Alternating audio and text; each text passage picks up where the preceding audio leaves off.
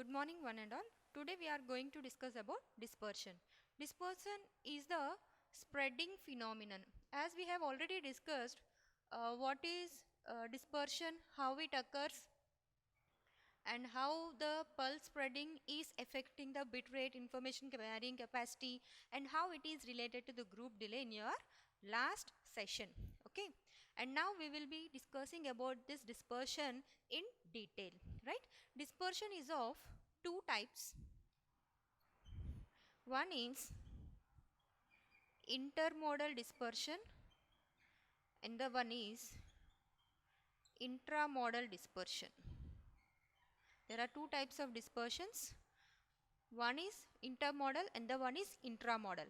Coming to intermodal, first we will discuss about intermodal dispersion in detail and then we will go for intramodal.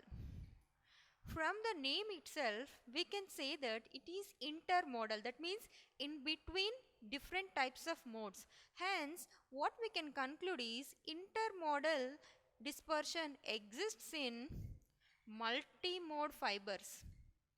Exists in multi-mode fibers. Intermodal dispersion cannot exist in single mode fibers. And this intermodal dispersion is also called as modal delay. Is also called as modal delay.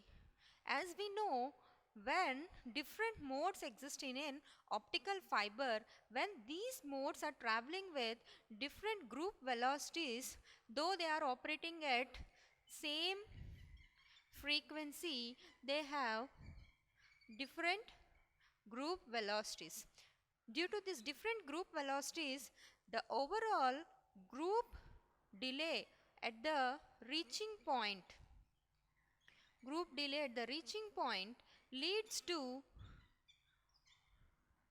spreading.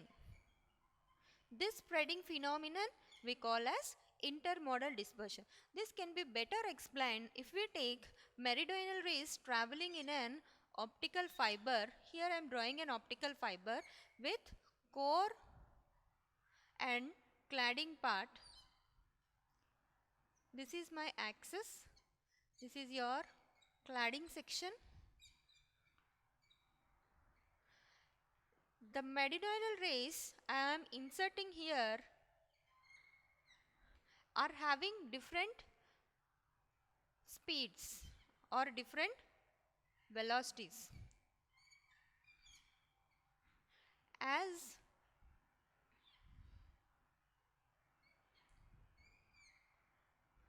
here what we can see is the steeper the angle of propagation,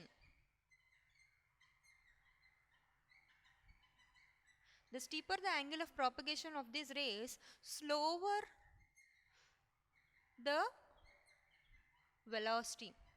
That means the steeper we give the angle of propagation for this particular wave, it will reach very slowly to the end of the optical fiber. And one more thing, in this intermodal dispersion, higher order modes and lower order modes we have to consider, and for now we will derive the expression for modal delay, which is defined with delta t is equal to, is expressed in terms of the time of travel in the higher order modes and the lower order modes.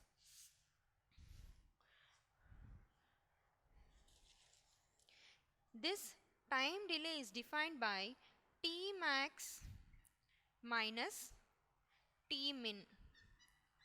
Here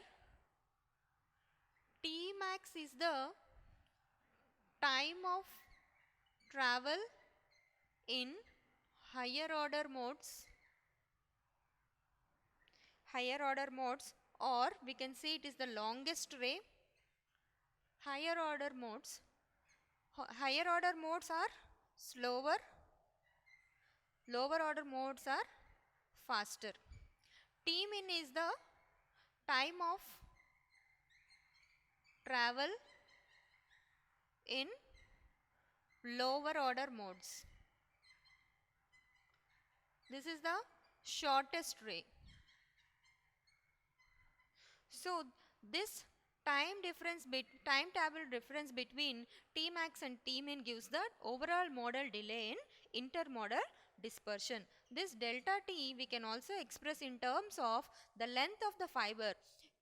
The length of the fiber or the propagation length of these waves is also contributing to some part for the modal delay is given by N1 by C into L by sine phi C minus L, where sine phi C is your critical angle. So if sine phi C is equal to N2 by N1 and delta is your refractive index difference, we can express this delta tau is equal to L N1 square by C into delta.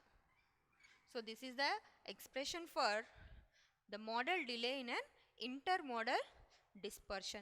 This is about intermodal dispersion. Okay.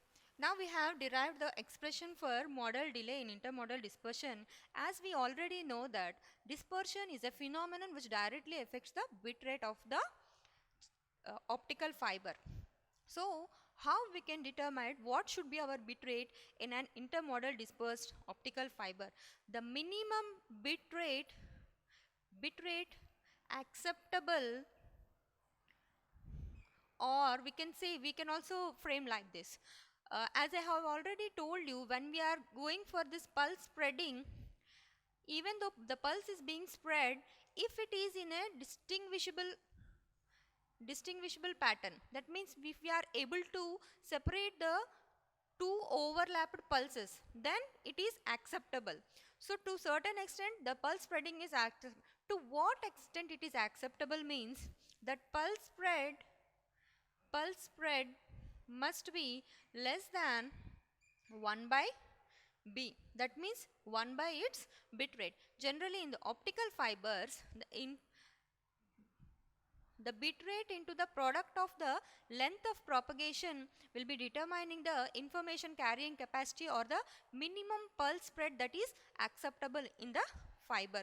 So this BL product means bit rate into the length of propagation must be always less than N2 by N1 square into C by delta, or else we can also say like this: the delta T must be less than 1 by B. The delta T must be 1 by B, or in terms of its bit and product of length of the fiber, B into L must be less than N2 by N1 square into C by delta. This is the condition that has to be satisfied so that the pulse being spread can be separated. Thank you.